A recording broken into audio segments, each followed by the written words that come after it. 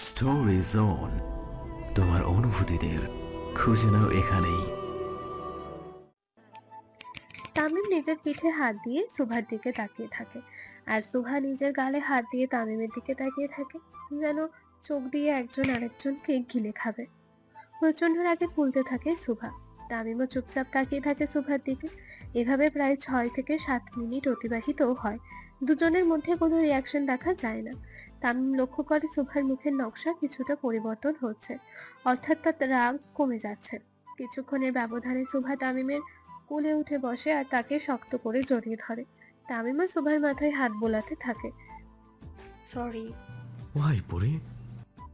রাগে আমার মাথা ঠিক ছিল না। তামিম, আমি ইচ্ছে করে মারিনি আপনাকে। আপনি কি বেশি জোরে ব্যথা পেয়েছেন? তামিম পরম যত্নে সুভার গালে হাত বোলাতে থাকে। সে জানে সুভার রাগ উঠলে তা কন্ট্রোল করা মুশকিল। সে ইচ্ছে করে কখনো তামিমের গায়ে হাত তো দূরে থাক, জোরে কথাও বলবে না। কিন্তু যতদিন না সুভা ঠিক হয়, তামিমকে এসব সহ্য করতেই হবে। বউয়ের হাতে কেলানি খেয়ে মরলে শহীদী মৃত্যু হয়। সুভা হালকা করে তামিমের গালে ঝাপটা মারে, কিন্তু ভিতরে ভিতরে একটা অনুশোচনা হয় তার। কিছুদিন যাবত সে তামিমকে প্রচন্ড জ্বালাচ্ছে। তামিমও কিছু বলছে না, চুপচাপ সহ্য করছে। সুভা জানে তার রোগের সম্পর্কে, কিন্তু সে যে নিজেকে কন্ট্রোল করতে পারবে না এটা বুঝতেই পারেনি। সুভার চোখ দিয়ে পানি গড়িয়ে পড়ে। তামিম সুভার গালে হাত দেয়। থাপ্পড় কি খুব জোরে লেগেছে? না, তাহলে কাঁদছো কেন? কাছে না তো। তামিম সুভার কোমর জাপটে ধরে, সুভার কাঁধে নিজের মাথা রাখে। ও বউ, তুমি জানো তুমি কাঁদলে আমার সব কিছু এলোমেলো হয়ে যায়, কোনো কাজেই বরকত হয় না। সুভা তাও চুপচাপ বসে থাকে। সে যে তামিমের গায়ে হাত তুলেছে এটা তো সত্যি, সেটা যেভাবেই হোক। তামিম, হুম? আপনি কি আমায় ছেড়ে দিবেন? সুভার কথা শুনে তামিম নিজের চোয়াল শক্ত করে ফেলে। মায়ের খাওয়ার শখ যাচ্ছে? খুব শক্ত করে কথাটি বলে তামিম। তার মুখ দেখেই বোঝা যাচ্ছে কতটা রেগে আছে সে। তামিম সব সহ্য করলে সুভার সাথে বিচ্ছেদ সহ্য করতে পারে না। তামিম নিজের হাত সুভার সামনে তুলে ধরে। সাথে সাথে সুভার চোখে পানি চলে আসে। গুনে গুনে 46টি কাটা চিহ্ন, 45টি ছোট ছোট, আর একটা অনেক বড়, একদম রক বরাবর। তামিম সুইসাইড করতে চেয়েছিল সুভা চলে যাওয়ার পর। সেই দাগটি স্পষ্ট। সুভা তাকায় তামিমের দিকে। তোমাকে ছাড়া থাকতে হলে আর একটা দাগ হাতে পড়বে, তারপর এই সরকার ইন্নালিল্লাহ। বাকি কথা শেষ করার আগে সুভা তামিমের মুখে হাত দিয়ে ফেলে, আর মাথা নেড়ে তাকে এমন অলক্ষণে কথা বলতে নিষেধ করে। তামিম সুভার থুতনি ধরে হালকা বাঁকিয়ে ধরে, তারপর বাম গালে বেশ শব্দ করে চুমু খায়। লজ্জায় মুখ রক্তিম বর্ণ ধারণ করে সুভার। তামিম আস্তে আস্তে সুভার বোরকা নিকাব খুলে ফেলে। এসি অন থাকলে সুভার বেশ অস্বস্তি হচ্ছিল, সেটা তামিম আগেই বুঝতে পেরেছিল। চলো ফ্রেশ হবে। আচ্ছা, আমি আসছি।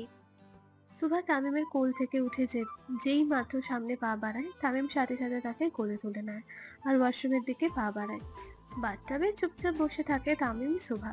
সুভা তামিমের বুকে হেলান দিয়ে থাকে, আর তামিম সুভার চুলে শ্যাম্পু করতে থাকে সুন্দর করে। পরি? জি। কিছু না। সুভা তামিমের এই হেয়ালি কথার অর্থ বুঝতে পারে না। সে তাকায় তামিমের দিকে। কি হয়েছে তামিম? আচ্ছা, তুমি কখনো আমাকে ছেড়ে যাবে না তো? আপনি যেতে দিবেন? হুম, ঠ্যাং ভেঙে ঘরে বসিয়ে রাখবো, কিন্তু তুমি কি যাবা? সুভা তামিমের কথা শুনে হাসতে থাকে। সে তাকে যেতেও দেবে না, আবার তার মতামতও চায়। তামিম সরকার আসলেই অদ্ভুত। তার মনে কি চলে সেটা শুধু সেই জানে। ড্রেসিং টেবিলের সামনে বসে চুপচাপ নিজের চুল মুছতে থাকে সুভা। তামিম তখনও ওয়াশরুমে। সুভাকে সুন্দর মতো শাওয়ার করানোর পর তামিম নিজের শাওয়ার নেয়, আর সুভা নিজের চুল মুছতে থাকে। কিছুক্ষণের ব্যবধানে তামিম এসে সুভার পেছনে দাঁড়ায়। তারপর হেয়ার ড্রায়ার দিয়ে সুভার চুল শুকাতে থাকে।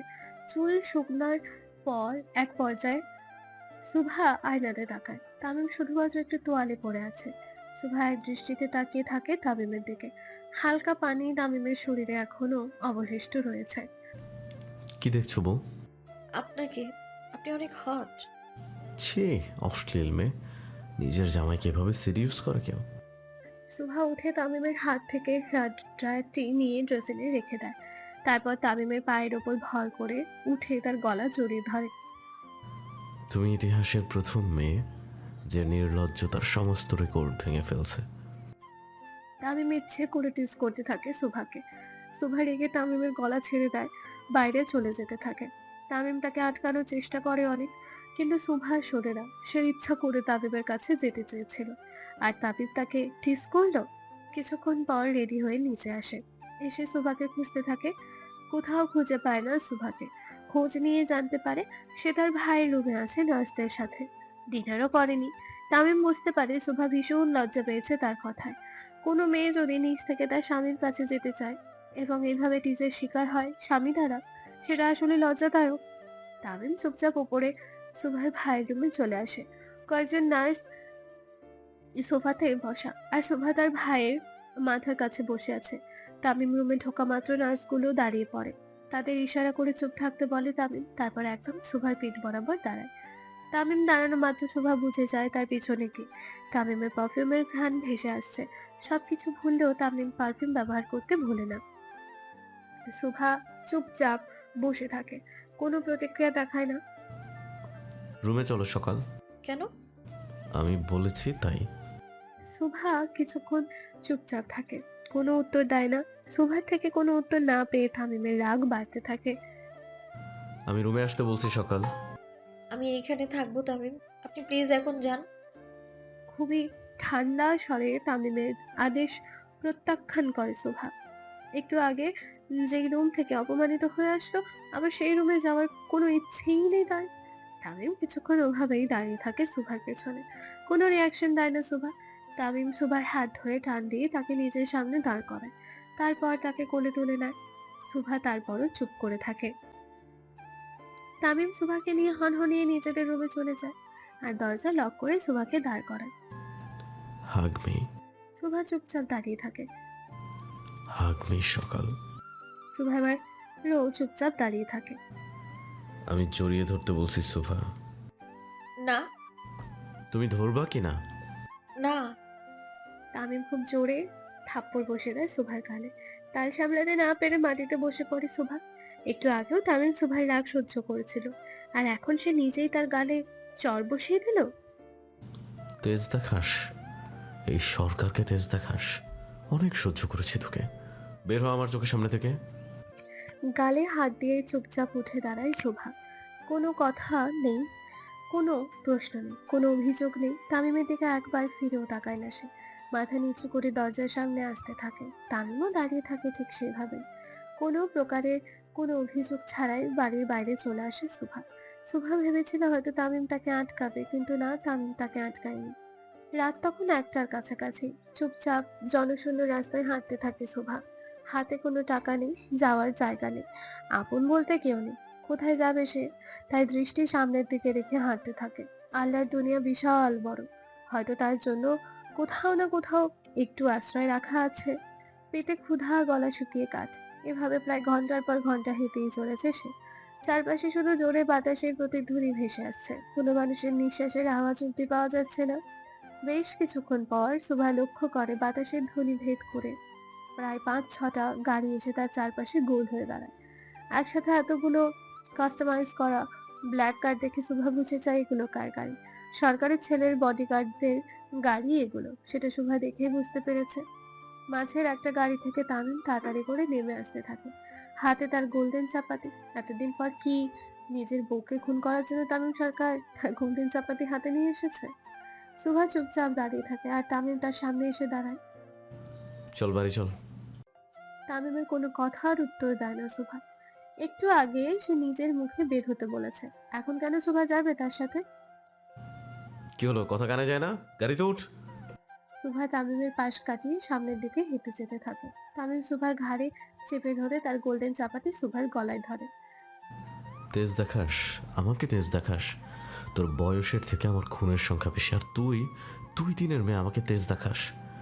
মেরে লাশ গায়েব করে ফেলবো একদম। তামিমের চোখের চাহনি বলে দিচ্ছে সে কতটা রেগে আছে আজ সুভার উপর। সুভা তামিমের মতোই তেরামি করে রইল, কোনো কথার উত্তর দেয় না তার। একই রে, কথা বল। কথায় আছে, অল্প শোকে কাতর আর অধিক শোকে পাতর। সুভার বেলায়ও ঠিক তেমনটাই হলো। তামিমের কথায় সে এতটাই আঘাত পেয়েছে যে মুখ দিয়ে কোনো কথাই বের হচ্ছে না তার। আর অন্যদিকে তামিমের রাগের পারদ ফেটে পড়তে থাকে। তামিম সুভার বাহু ধরে টেনে হিঁচড়ে নিয়ে যেতে থাকে গাড়ির কাছে। সুভা নিজের হাত ছাড়ানোর আপ্রাণ চেষ্টা চালিয়ে যায়, কিন্তু কোনো লাভ হয় না। তামিম রীতিমতো তাকে টেনেই গাড়িতে তোলে, নিজের কোলে শক্ত করে ধরে রাখে তাকে। সুভা কয়েকবার ওঠার চেষ্টা চালিয়ে যায়, কিন্তু পারে না। এক পর্যায়ে চুপচাপ বসে থাকে তামিমের কোলে। গাড়ি চলতে থাকে তার আপন গতিতে। তামিম সুভা কারো মুখে কোনো কথা নেই। বেশ অনেকটাই সময় লাগে সরকার বাড়িতে পৌঁছাতে।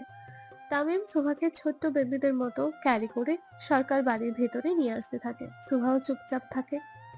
তামিম সুভাকে নিয়ে সোজা তাদের রুমে চলে যায়। দরজা লক করে সুভাকে খাটে বসায়। তামিমও তার পাশে এসে বসে। সুভার দৃষ্টি তখনও নিচে। আমি কিন্তু রাগ কন্ট্রোল করার লোক না সকাল। সুভা উঠে দাঁড়ায় আর তামিমের দিকে তাকায়। চোখ বেয়ে অজস্র অশ্রু বয়ে চলেছে তার। বাড়ি থেকে চলে যেতে বলেছেন, গিয়েছিলাম। আবার কেন আনলেন? অপমান করার জন্য? এখনো মন ভরেনি অপমান করে? এরপর কি পায়ে পড়লে খুশি হবেন আপনি? তামিম উঠে সুভার মুখ বরাবর দাঁড়ায় আর খুব জোরে সুভার গাল বরাবর আরো চড় বসিয়ে দেয়। নড়ে ছিটকে পড়ে সুভা। প্রচন্ড রাগে ফুলতে থাকে সে। গালে হাত দিয়ে তামিমের দিকে তাকায়। আপনার ভালোবাসার যোগ্য না তামিম সরকার। থাকবো না আমি আপনার সাথে। তালাক দিব আমি আপনার। পুরো কথাটি শেষ করার আগেই ফুলদানি নিয়ে ড্রেসিং টেবিলে ছুঁড়ে মারে তামিম। প্রচন্ড রাগে হাঁপাতে থাকে সে। এই জন্মে তুই তালাক পাবি না। কথাটি বলেই রুম থেকে হনহনিয়ে বেরিয়ে পড়ে তামিম। আর অপরদিকে কান্নায় ভেঙে পড়ে সুভা। হাঁটু মুড়ি দিয়ে কাঁদতে থাকে সে। এক সময় মাথায় কারো হাত অনুভব করায় উপরে তাকায় সুভা। মা, আয়েশা সরকারকে জড়িয়ে ধরে সুভা। আয়েশাও সুভার মাথায় হাত বোলাতে থাকে। আমার ছেলেটা ভালোবাসার কাঙাল রে মা। এমন ছিল না ও, জানিস। পরিস্থিতি আমরা ওকে এমন করে তুলেছি, না হলে গিটারের জায়গায় হাতে অস্ত্র কেন তুলে নেবে বল? আয়েশা সরকারের কথায় সুভা তার দিকে তাকিয়ে থাকে। গিটারের জায়গায় অস্ত্র? কোনো কিছুই মাথায় ঢোকে না তার। আয়েশা সরকার উঠে দাঁড়ায় আর সুভার দিকে তাকিয়ে বলতে শুরু করেন। আজ থেকে 11 বছর আগের কথা, 26শে জানুয়ারি 2014 সাল। তামিমের আব্বা নির্বাচনে দাঁড়ায় সরকার ভাই থেকে। যখন সে একজন ঠান্ডা প্রকৃতির মানুষ হয়ে যায়, তখন আমারই জন্য সে নির্বাচনে দাঁড়ায়। সরকার ভাই নির্বাচনে দাঁড়িয়েছে আর জয়ী হবে না, এটা তো দূর স্বপ্ন। হলেও তাই। সংসদে 350টি আসনের মধ্যে একতাই বল বিপুল হারে ভোট পায়, আর প্রধানমন্ত্রী নির্বাচন করা হয় তানভীর সরকারকে। সেদিন আমরা সবাই খুব খুশি ছিলাম। তামিমের আব্বা প্রধানমন্ত্রী হয়েছে, দেশ চালাবে। আমার ছেলে তামিম, তাসকিনও খুব খুশি হয়। তামিম ছিল একদম ঠান্ডা প্রকৃতির ছেলে। 17 বয়সেই অনেক বুদ্ধিমান ছিল তামিম। সারাক্ষণ গিটার নিয়ে থাকতো। ইচ্ছে ছিল বড় মিউজিশিয়ান হবে। তার গানের গলাও ছিল মারাত্মক সুন্দর। আর আমার ছোট ছেলে তাসকিন, সে ছিল ভাই ভক্ত। বড় ভাইয়ের আচার আচরণ সব অনুকরণ করত। সে সব সময় চাইতো তামিমের মতো হবে। তামিম সারাক্ষণ তার ভাইকে সাথে নিয়ে থাকতো। জানো, নির্বাচনের পর 27শে জানুয়ারি ছিল তামিমের আব্বার শপথ গ্রহণের সময়। সকাল 11টায় তার শপথ গ্রহণের সময় ধার্য করা হয়। তামিম, আমি আর তাসকিন ঠিক করি সেদিন আমরা এতিমখানাতে খাওয়াবো। তামিমের আব্বা শপথ নিয়ে বাড়ি ফেরার পথে এতিমখানাতে আসা বাচ্চাদের থেকে দোয়া নিয়ে যাবে। তামিমের আব্বা বের হয় শপথ গ্রহণের উদ্দেশ্যে, আর আমরা তিনজন এতিমখানার উদ্দেশ্যে। সব কিছুই ঠিক চলছিল। বাচ্চাদের খাওয়ার সব কিছু আমি নিজে দেখতে লাগলাম। কোপা শামসুর বাবা ছিল তখন এতিমখানার দায়িত্বে। গরু থেকে শুরু করে সব কিছু সে কাটতো। তামিম, তাসকিন চলে যায় সোজা সেখানে গরু কাটা দেখবে বলে। আমিও তাদের বাধা দেই না। হ্যালো ডিয়ার লিসেনার্স, আপনারা শুনছেন স্টোরিজ অন প্রেজেন্স ধারাবাহিক পর্ব গল্প। আমাদের সামগ্রিক প্রচেষ্টাকে উৎসাহিত করতে লাইক এন্ড কমেন্ট করতে ভুলবেন না। Thank you. বাচ্চাদের সাথে থাকলে তাদেরও মন মানসিকতা পরিবর্তন হবে। আমিও চলে যাই তাদের সাথে। যখন চাপাতি দিয়ে মাংস কাটা হচ্ছিল তখন বিকট আওয়াজ আসে বাইরে থেকে। 2-3 জন বাইরে চলে যায় কি হয়েছে দেখার জন্য, কিন্তু অনেকক্ষণ যাওয়ার পর ও আর কেউ আসে না। শামসুর বাবাও চলে যায়, তারপর সেও আসে না। আমি, তামিম, তাসকিন কিছুক্ষণ অপেক্ষা করে যখনই বাইরে যেতে চাই তখনই দেখি 12-13 জন হেঁটে আমাদের সামনে আসছে। তারা এসে আমাকে সালাম জানায়, আমিও উত্তর দিই। তখন বুঝতে পারিনি আসলে কি হতে যাচ্ছিল আমাদের সাথে। তারপর আমাদের কিছু লোক ভিতরে আসে। তারা আসাতেই তাদের উপরে ঝাঁপিয়ে পড়ে বহিরাগত লোকেরা। প্রচণ্ড মারামারি হতে থাকে। আমি তামিম আর তাসকিনকে নিয়ে যাওয়ার জন্য পথ খুঁজছিলাম, কিন্তু চারপাশে এত লোক ভরে গেছিল, কোন দিক দিয়ে বের হব বুঝতেই পারিনি। যখন আমাদের সমস্ত লোকগুলোকে মেরে ফেলা হয় তখন বাকি ছিলাম শুধু আমরা। লোকগুলো এক এক করে আমাদের দিকে এগিয়ে আসতে থাকে আর আমার ভয় বাড়তে থাকে। তামিম, তাসকিনকে কিভাবে বাঁচাবো? তারা আমাদের ঘিরে ফেলার পর দেখি পিছন থেকে আরে 7 জন আসছে, বিরোধী দলের নেতা। তারা কয়েকজন লোক, থানার ওসি। তাদের দেখা মাত্র বুঝে যাই আজকে আর শেষ রক্ষা হবে না আমাদের। আমি তাদের হাতে পায়ে ধরে প্রচণ্ড মিনতি করতে থাকি আমাদেরকে মেরে ফেললেও আমরা ছেলে দুটোকে যেন ছেড়ে দেয়, কিন্তু না, তারা সেটা করেনি। আমার ছেলেদের ধাক্কা দিয়ে ফেলে দেওয়া হয়, তারপর আমার শাড়ি টান দিয়ে খুলে ফেলা হয়। বাকি কথাটুকু শেষ করার মতো আর সাহস পায় না আয়েশা সরকার। নিজের মুখে নিজের অসম্মানের কথা কিভাবে স্বীকার করবে সে?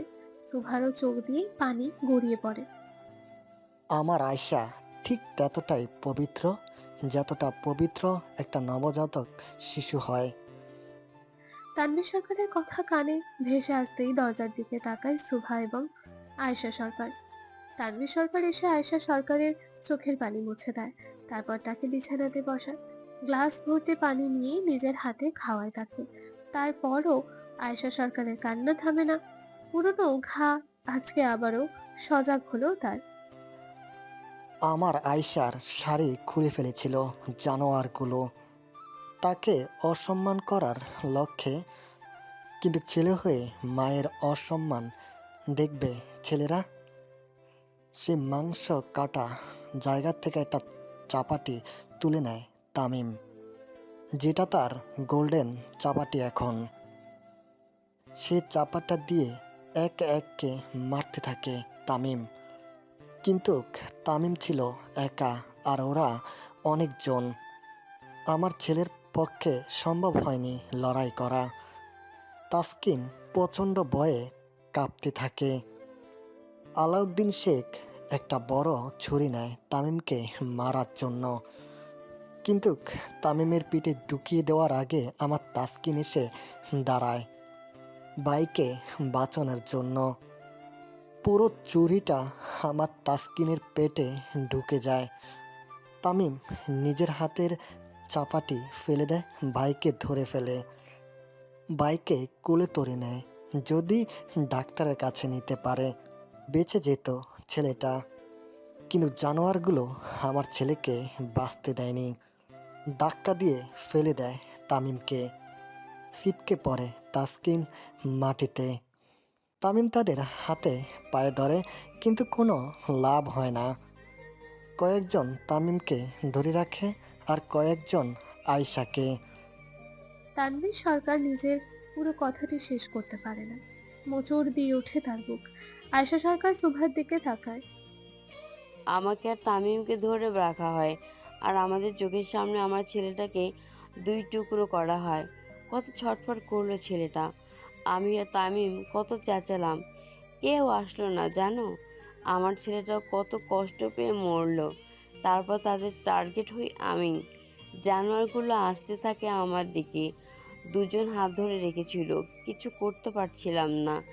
তামিম বারবার বলছিল আমার আম্মাকে ধরো না, আমাকে মারো দরকার হলে, কিন্তু তাদের প্রচণ্ড হাসি বলে দিচ্ছিল ছেলের সামনে মায়ের ইজ্জত যাওয়ার কথা। আমার খুব কাছে আসতেই একটা ইট আলাউদ্দিন শেখের চোখ বরাবর লাগে, চোখ ধরে বসে পড়ে সে। দূর থেকে সাকিব তার চোখেরই অবস্থা করে। ছোটবেলা থেকেই সাকিবের হাতে নিশানা একদম পাকা। তারপর পিছু পিছু মাহির, রফিক, মানিক, মফিজ বের হয়ে আসে। মাহির ইশরা করতেই দুজন চাপাতি নিয়ে আমার কাছে আসে আর তিনজন তামিমকে বাঁচাতে যায়। কিন্তু বড় বড় লোকদের সাথে তারা পাঁচজন ঠিকভাবে পেরে উঠছিল না। ঠিক তখন শামসু আসে। তার বাবার সাথে থেকে থেকে কাটাকাটিতে দক্ষ হয়ে যায়। তার দক্ষ হাতে কয়েকজন কোপ মারে, তারপর বাকি বাচ্চারাও চলে আসে। সে যাত্রা আমি বেঁচে গেলেও তামিম বাঁচতে পারেনি। তাকে ধরে নিয়ে যায় ওসি, আর আমি আমার তাসকিনের কাটা লাশ নিয়ে হাসপাতালে যাই। যাতে কোনো জাদু হয়, কিন্তু ছেলেটা তো সেখানেই মারা যায়। এত কিছুর পর আমি খোঁজ করতে থাকি তামিমের বাপের। এত কিছু হয়ে গেল অথচ সে জানলো না। খোঁজ নিয়ে জানতে পারি তামিমের বাপ হসপিটালে, বোম ব্লাস্ট হয়ে তার গাড়িতে। ভাগ্য ভালো থাকায় সে বেঁচে যায়, কিন্তু অবস্থা করুণ। একদিকে স্বামীর মৃত্যুর সাথে লড়াই করছে, আর একদিকে ছোট ছেলে মৃত, বড় ছেলের কোনো খোঁজ নেই। আমি পাগল হয়ে গেছিলাম। সব থেকে খারাপ ভাগ্য ছিল আব্বার বাড়িতে চলে যাই আমি। সেটাই ছিল আমার শেষ আশ্রয়। আব্বা আর চাচারা মিলে আমার তাসকিনকে মাটি দেওয়ার ব্যবস্থা করে। পোড়া বাড়ির ভিতরে আমার তাসকিনকে মাটি দেওয়া হয়। কোনো কবরস্থানে জায়গা পায়নি ছেলেটা, অর্ধেক লাশ ছিল তাই। তাসকিনের মাথা খুঁজে পায়নি, হসপিটাল থেকে সরানো হয়, কিন্তু আমার আব্বার দাপটে অর্ধেক লাশ নিয়ে এসে মাটি দেয়। তখনও জানতাম না আমার তামিম কোথায়। খুঁজতে বের হলাম, কিন্তু যখন জানলাম আমার শেষ আশ্রয়, আমার আব্বাকেও মেরে ফেলা হয়, আকাশ ভেঙে পড়ে আমার মাথায়। যাওয়ার সব রাস্তা শেষ আমার। কি করব কিছু বুঝতে পারছিলাম না। কিন্তু অবাক করার বিষয় ছিল কোনো মিডিয়া এটা কভার করে নাই। তখন বুঝলাম কত বড় হাত এটার পিছনে। জোর যার, মূল লোক তার, সবই পাওয়ারের খেলা। আমি পাগলের মতো তামিমের সন্ধান করতে থাকি। তারপর 2 দিন পর খবর আসে তাকে আরশিনগরের থানাতে নেওয়া হয়েছে। আমি সেখানে ছুটে যাই। থানায় যাওয়ার পর তারা তামিমের সাথে আমাকে দেখা করতে দেয়নি। আমার ছেলে কি অবস্থায় আছে জানতাম না। 18 বছরের নিচে হলে তো কিশোর উন্নয়নে দেওয়া হয়, কিন্তু আমার ছেলে ছিল হাজতে। আমাকে বলা হয় যদি ছেলেকে চাই তাহলে যেন প্রেস ব্রিফিং করে বলে দেয় তানভীর সরকার পদত্যাগ করেছে। আমি জেদ ধরি আমার ছেলেকে দেখতে দিলে আমি সব শর্ত মানব। তারা আমার জেদের কাছে হার মানে। তামিমকে 2জন কনস্টেবল ধরে বাইরে নিয়ে আসে। আমার ছেলেটা হাঁটতে পারছিল না, দাগে ভর্তি ছিল মুখ চোখ। আমি ছেলের কাছে গেলাম, সে শুধু বলল, আম্মা, ওরা আমাকে পানি খাইতে দেয় নাই। বুকটা ফেটে যাচ্ছিল আমার। আমার ছেলেটাকে কত অত্যাচার করা হয়েছে, পানিও খেতে দেয় নাই। ওসিকে বললাম তাকে পানি দিতে, দিল না। এক ফোঁটা পানি দিল না আমার ছেলেকে। আমি বের হয়ে সোজা হসপিটালে আসি। তানভীর তখন সবেমাত্র চোখ খুলেছে। 2 দিন পর চোখ খুলেও সে হাঁটার মতো শক্তি পায়নি। আমি সোজা তানভীরের কেবিনে চলে যাই। তাকে বলি যদি ব্যাডার মতো ব্যাডা হয়ে উঠে দাঁড়ায় আমার সাথে যাবে, আমার ছেলেকে ছাড়াবে, আর শপথও গ্রহণ করবে। তানভীর আমার কাঁধ ধরে উঠে দাঁড়ায়, খুঁড়াতে খুঁড়াতে থানায় যায়। তানভীরকে দেখা মাত্র তারা আমার ছেলেকে নিয়ে আসে। তামিমের মুখ কত শুকনো ছিল, এত দাগ, এত মার মেরেছিল আমার ছেলেটাকে। আমি পানি খাওয়ায় ছেলেকে তারপর সাথে নিয়ে আসতে চাই, কিন্তু তামিম বাধা দেয়। আরও 5 জন আছে তার সাথে, তাদেরও বের করতে বলে। তামিমের সাথে তাদেরও বের করা হয়। তারপর আমরা সোজা সংসদে চলে যাই। তানভীর শপথ গ্রহণ করে প্রধানমন্ত্রী হয়, কিন্তু তারপর থেকে শুরু হয় তামিমের ধ্বংসের খেলা। সেদিন সে 13 জনকে পরপারে পাঠায়, যেটা দুর্ঘটনা বলে জানানো হয়। আয়শা সরকার জোরে জোরে নিঃশ্বাস ফেলে।